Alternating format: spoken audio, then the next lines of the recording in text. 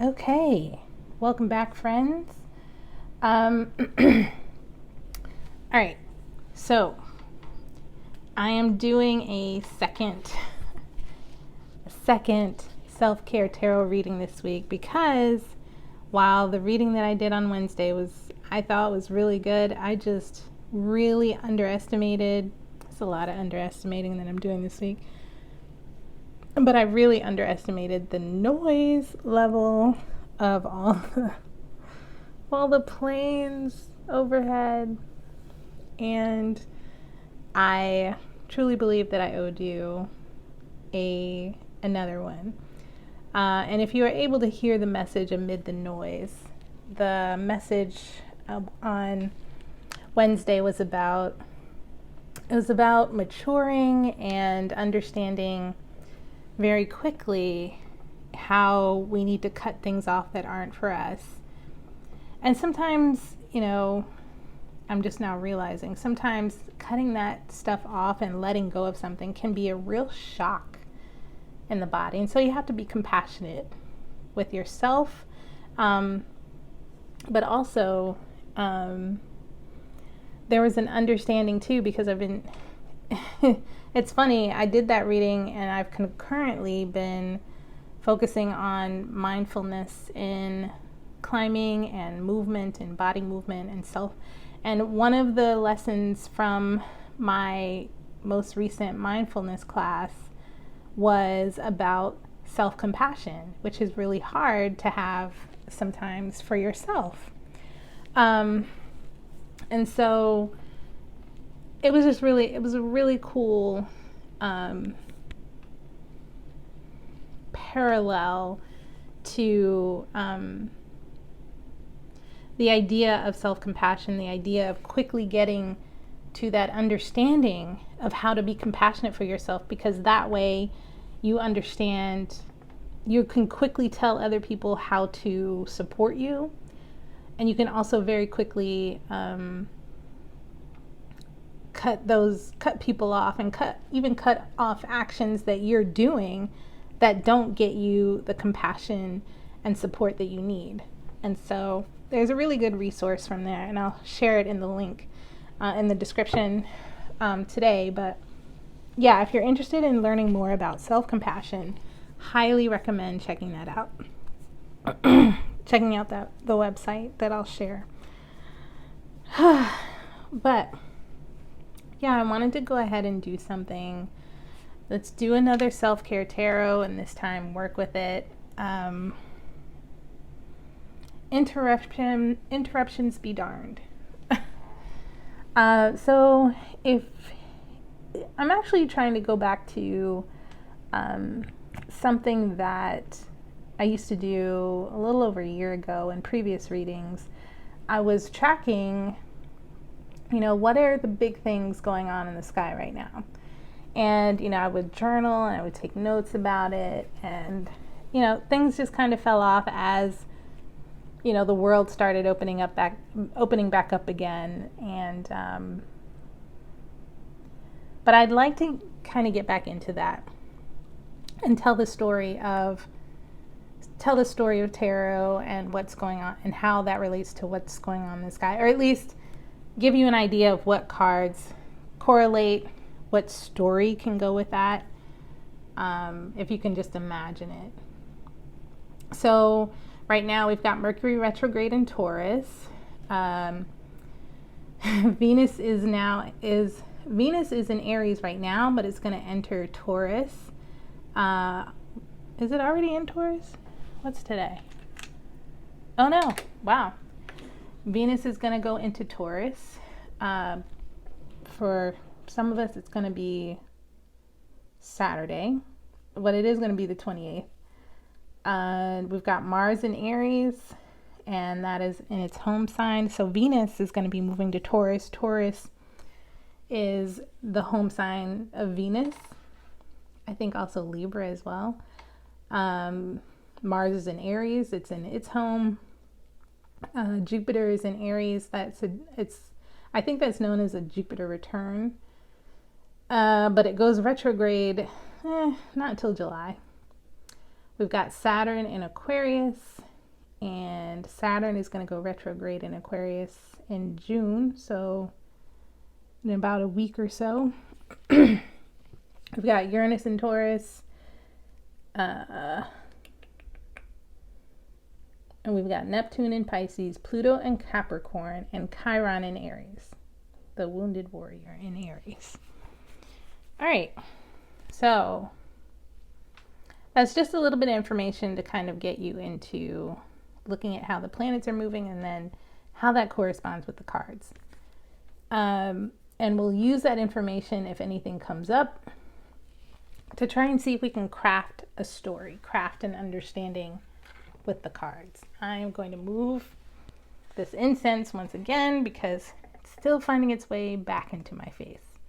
You know what? I'm just going to put it over here. Okay, great. All right, let's see. I've already kind of cleansed the space. Oh, I've definitely cleansed the space. Where do we start? Let's just go ahead and start with the tarot. Let's jump right in.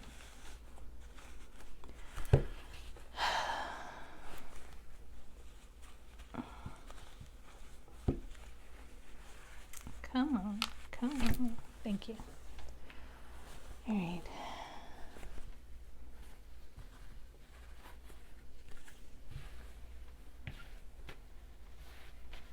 Okay. All right, let me go ahead and shuffle.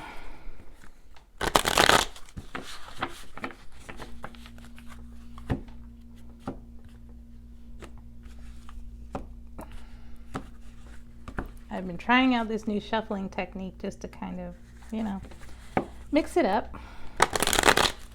and, make sure we get really good options here. Spirit gets really, really good options, really.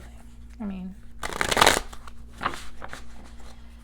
I asked to be a clear channel for the messages that are coming through today. And I asked to be a clear teacher of whatever I can teach in this moment and in this space. Thank you, Spirit. Okay, let's see. Got the Ace of Cups in reverse, Three of Swords in reverse, and Ten of Cups upright. At the bottom of the deck, we have the Five of Cups. Now, why do I do 3 cards? So, the reason that I do 3 cards is I come from communications background and math. I call it, well, back in the day it was called mass communications. And when talking about that, it's just basically you're learning the basics of radio, TV, film, and of course that was before digital media, really. It was before digital media. Just so bad. But it's transferable, of course. But either way, I always think of it as the way that a story goes. You've got your beginning, your middle, and your end. You've got, when you're making a movie or something, you've got, when you're making any kind of production, you've got pre-production, production, and post-production, right? And then, of course, the bottom of the deck would be the release. So I think about it, I just chunk it into 3s. And I this is what I would do. I think originally I do 3 for myself. And then there's also, 3 is also a number of change. But then you've got the 4th one, 2, to kind of give you an overarching idea, of what the reading is actually about. Okay. So, Ace of Cups in reverse, Three of Swords in reverse, and Ten of Cups upright. Let's talk about the cards in the upright first. So I'm going to turn them upright just to talk about them in the upright. Okay. We don't have any major arcana out here, right? So there's no big overarching thing happening. But there are some very small, I would call them like sub-level stories. So kind of closer down into the details a little bit. Let's look at what we're dealing with. We've got Cups as the bottom card. We've got Cups as the first card out. We've got Cups as the last card. And we've got Swords as the middle card. So if I'm thinking about Cups, I'm thinking about emotions. I'm thinking about the soul, the spirit. I'm thinking about relationships. I'm thinking, you know, because where do we most engage from a soul level or an emotional level? It's in relationship, be it with ourselves or other people, right? So, all right, we've got Cups, Cups, Cups, Swords. Swords are about, honestly, you know, I'm not gonna look at the 3 part.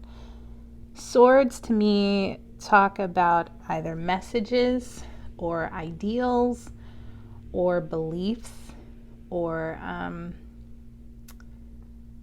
like deeply mentally held beliefs. It could also be about thoughts, the thoughts that we're having. So this is separate if we think about Cups and Swords. Cups are water, Swords are air. Water and air don't really affect each other all the time. Like they don't have any kind of interaction, really. I mean, yeah. Oxygen in water helps the fish survive, helps, you know, helps ocean life survive, and so, you know what I mean? Like that's a little bit deep in the weeds, but I'm not saying that it's incorrect. I'm just saying for our purposes today, right now, let's look at it as if I were to blow my breath over like a hot cup of tea. Yeah, I could cool it down, but you know, I'm cooling it down, is it going to lose its flavor?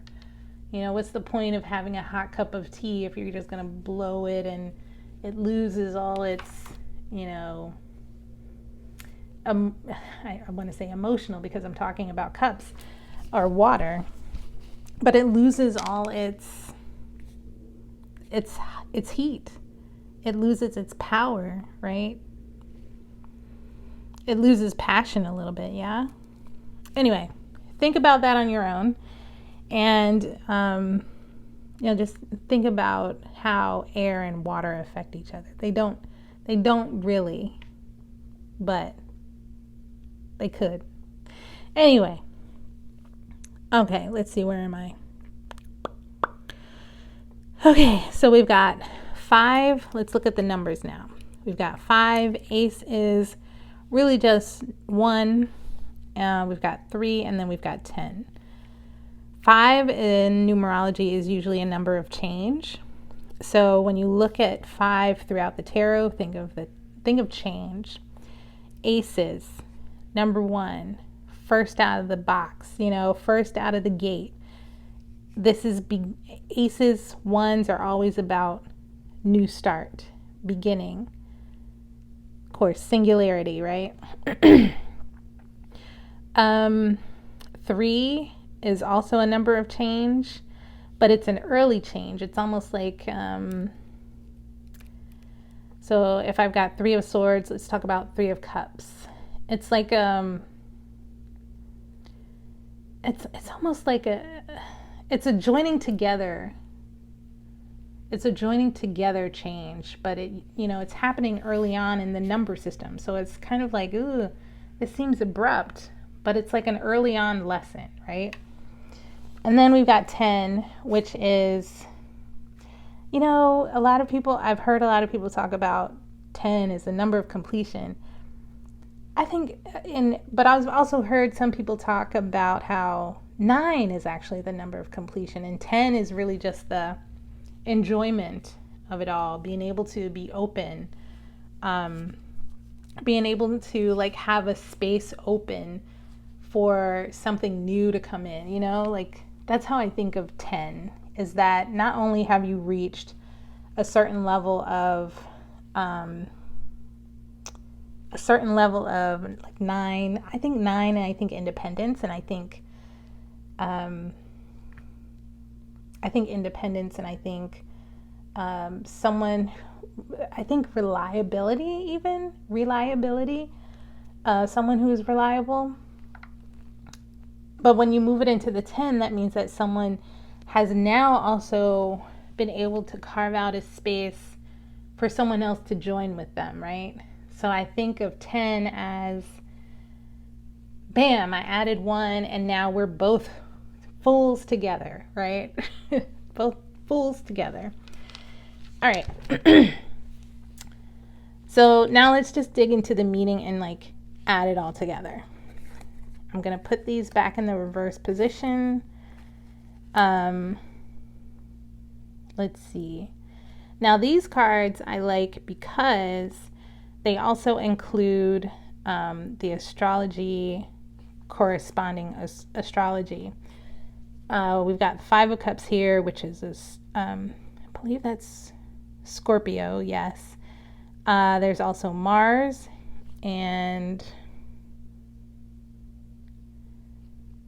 yeah, water, definitely water. Let's see, Ace of Cups. Ace of Cups is the power of all the water signs and Venus. So we've got Mars, right? Mars at the bottom of the deck. Mars is the overarching theme here. And let's look at what Mars is doing right now in the sky. Mars is currently in Aries, and it's going to move into Taurus on July 5th.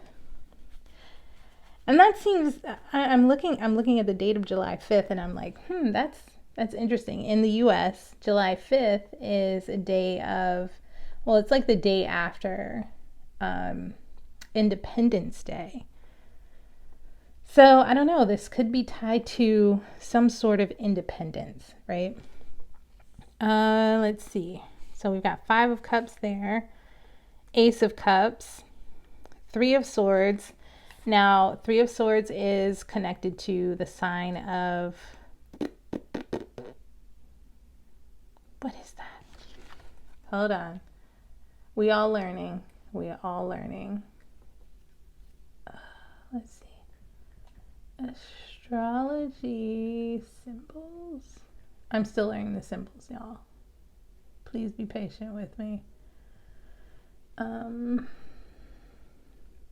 Libra. Yeah, I thought it was Libra. Okay, so Libra is, of course, the sign of balance, the sign of the scales, equilibrium, right? This card is also connected with the planet of Saturn. Saturn is classically called the taskmaster. And if you think about the days of the week, Saturn is connected to Saturday, right? And this is also connected to the air element because it is swords. And it's Libra. Now, 10 of Cups. 10 of Cups is, let's see. Okay. 10 of Cups. This is connected to the sign of Pisces. And again, we have some Mars energy here and water, naturally. Now, I want to just quickly go back and take a look. We've got Mars here, and then we've also got Venus. Venus is currently in Aries, and it's going to enter in Taurus tomorrow.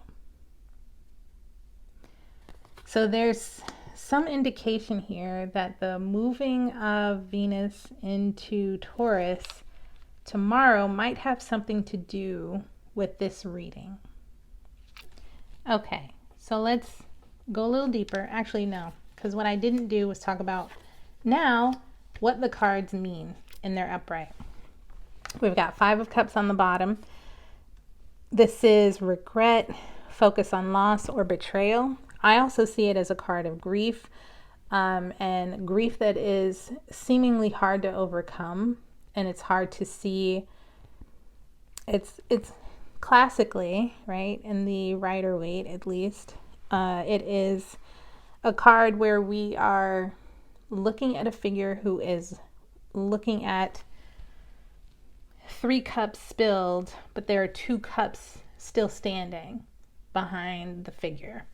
So it's kind of hard to see what we have. It's hard to know what we still have after some sort of upset, because we're paying so much attention to the upset. We're not paying attention to what we still have, right? And so the 5 of Cups is that regret, focus on loss, or betrayal. Ace of Cups is about true love, romance, and loving yourself.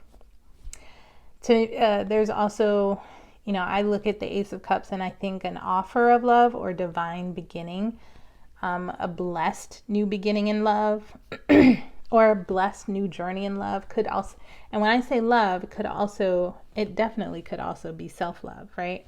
Of course, because it says love yourself here. So I'm going to return that to its reverse position. Then we got 3 of Swords. 3 of Swords. Classically, and even here it says 3 of Swords is about heartbreak, sorrow, and betrayal. And so it's connected with Libra, which means the scales have been upset. So I'm going to put that in the reverse. And 10 of Cups. 10 of Cups is about joy, peace, family, and contentment. To me, this is just emotional fulfillment, really. Okay. So now that we've got the reversal set up, we've got the original card set up, let's talk about what this is overall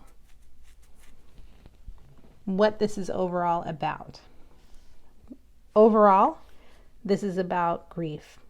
This is about someone looking at what has happened and so concentrated on it that they're having a hard time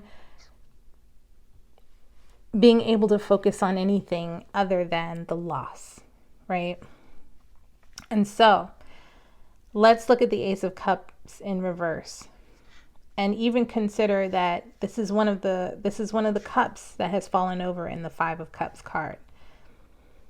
It looks as if a true love or a romance has, or even a connection with the idea of loving yourself. And it could be someone I distinctly got this impression of trying to love yourself through someone else's point of view, right? Instead of loving yourself directly.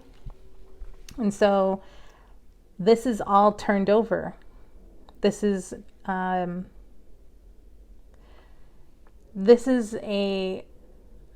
basically a love offer not being extended. This is a complete upset of a love, of a relationship, of some sort of when you move into it, it's related to this 3 of Swords card, but it's still it's almost like having to remove yourself from a love offer, removing yourself from a romance. Now this 3 of Swords in reverse, it's quite interesting, because the 3 of Swords in reverse talks about a betrayal being overturned, right? Sorrow being overturned, heartbreak being overturned. Something is being fixed, but there's no love here.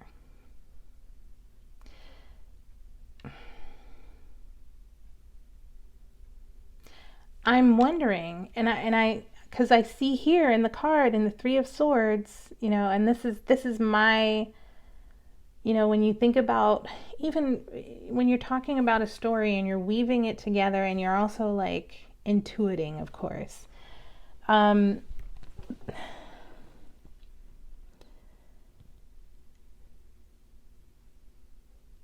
If a love offer is removed and a heartbreak or a sorrow is overturned, this to me sounds like someone is definitely in a regret and seeing what has been turned over. And I'm again seeing, I don't know why, I'm just again seeing that this is about someone is trying to fix something. Someone is trying to, and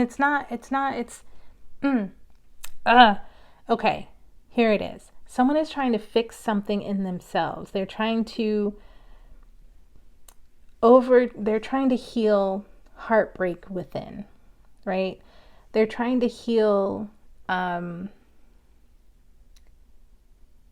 hurt, heal a harm, but without the satisfaction of extending even the cup of forgiveness, right? Even the cup of understanding. 11. Okay. And then, ooh, that was interesting. So we get to the 10 of Cups, and this is because someone is looking for peace. Someone is looking for peace. And I think that when Mars moves into, let's see, this is the card of Pisces. Where are we with Pisces? Yeah, I sense that this is something that is happening while Mars is actually in Aries. Yeah, this Three of Swords in reverse is a rebalancing. Someone is trying to, it's almost like someone is trying to regain like mental and spiritual footing regarding a loss, regarding a betrayal, regarding a regret.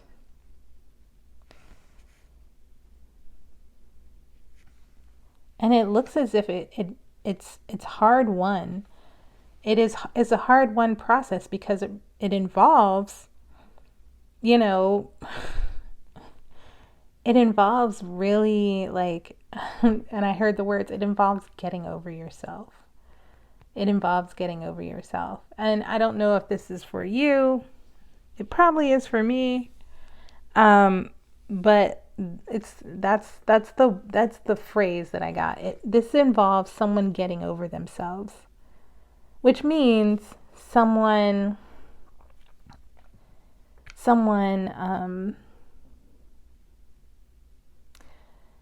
removing their emotions from their ego and understanding. It's like something that my mom used to say to me all the time. Think about the common denominator of all your failed relationships. And I was like, ooh, that's harsh. But it's true, right? That's the only thing that we can really focus on when a relationship has fallen. And it has happened multiple times. The only thing that you can control, the only thing that you can change, right, is you. That's the only thing you can do, is change yourself. And the only other thing you can do then too is change yourself and invite someone in. Change yourself and invite someone in to love you, right? And if they decline the invitation, great. Thank you for doing that. I can move on and continue in loving myself. And I don't have to, you know, think or wait or wonder, right? This is the card of knowing when to invite in. This is the journey of learning when to invite in to your emotional fulfillment, right? Wow. Beautiful. Beautiful. Where are we on time? You know what? I think we're good on that. I think that was a good self-care tarot reading. And if you would like an extension of this reading, if you would like to get yours done based on this reading alone, feel free to reach out to me and we'll set up a time. Thank you so much. Namaste. Have a great weekend.